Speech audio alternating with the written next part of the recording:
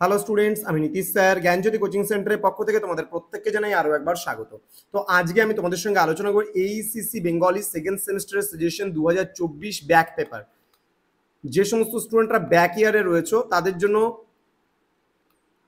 ওকে last minute suggestions 2024-এর AECC Bengali বা MIL Bengali তো ডিসকাস করবো ডিটেলসে। পুরো ক্লাসটি শুরু করার পূর্বে তোমাদেরকে বলবো, নর্থ বেঙ্গল ইউনিভার্সিটি আন্ডারে যে সমস্ত ছাত্রছাত্রীরা রয়েছে তোমাদের রিকোয়েস্টের কারণেই শুধুমাত্র এই ব্যাক পেপারের সাজেশনগুলো নিয়ে আসা।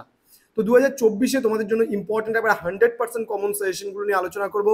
যারা এখনো পর্যন্ত আমাদের অফিসিয়াল ইউটিউব চ্যানেলটিকে সাবস্ক্রাইব করেনি তারা অবশ্যই চ্যানেলটিকে সাবস্ক্রাইব করে আমাদের সঙ্গে থাকো, পাশে থাকো।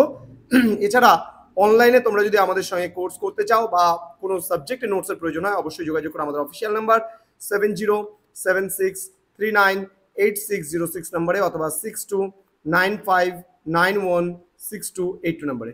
তোমাদের টোটাল কোর্স ফি রয়েছে, একটা সাবজেক্ট নিলে পারে 199, দুটো নিলে পারে 299, তিনটে নিলে পারে 399। আর কোন কোন সাবজেক্টের তোমাদের প্রয়োজন রয়েছে সেগুলো আমাদের কমেন্ট বক্সে কমেন্ট করে জানো, আমরা অবশ্যই তোমাদের জন্য সাজেশনসগুলো নিয়ে আসবো। ওকে, প্রশ্নমান 10-এর জন্য তোমরা নির্বাচিত কবিতা থেকে কি কি প্রশ্ন পড়বে দেখো।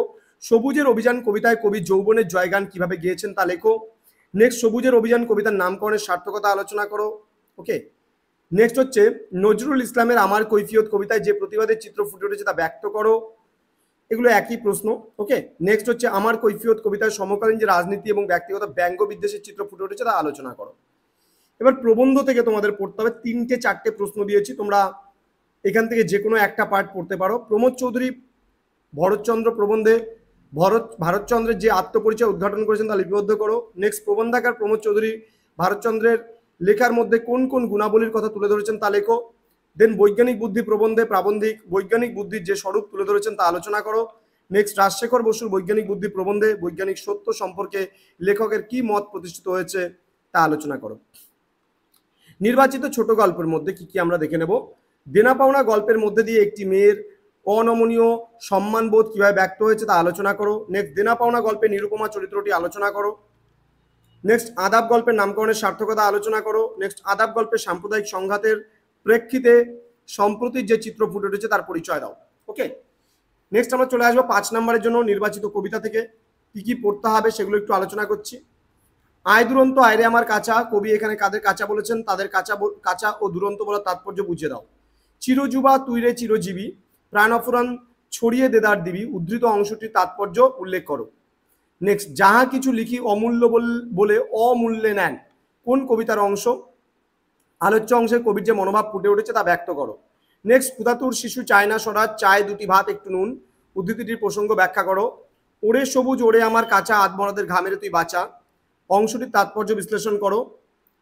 নেক্সট, নির্বাচিত প্রবন্ধ। ওকে, নির্বাচিত প্রবন্ধের মধ্যে ভারতচন্দ্রের সাংসারিক জীবন ছিল সত্যি একটি অসাধারণ ট্র্যাজেডি, লেখকের এই বক্তব্যটির ব্যাখ্যা করো।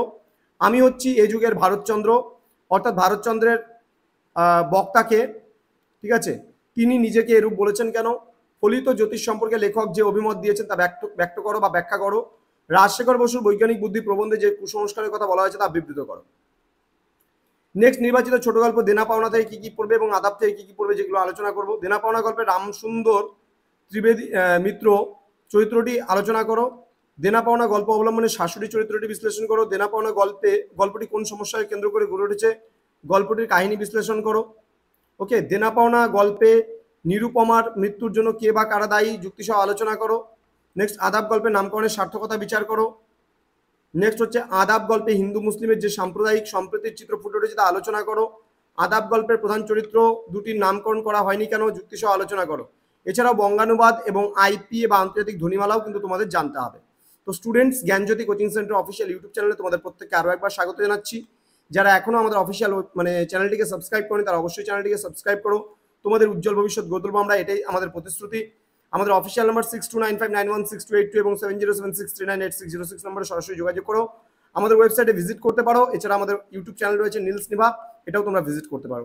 দেখা হচ্ছে খুব তাড়াতাড়ি পরবর্তী ক্লাস নিয়ে। তোমরা প্রত্যেকে ভালো থেকো, সুস্থ থেকো। Thank you so much, thanks for watching after all, thank you.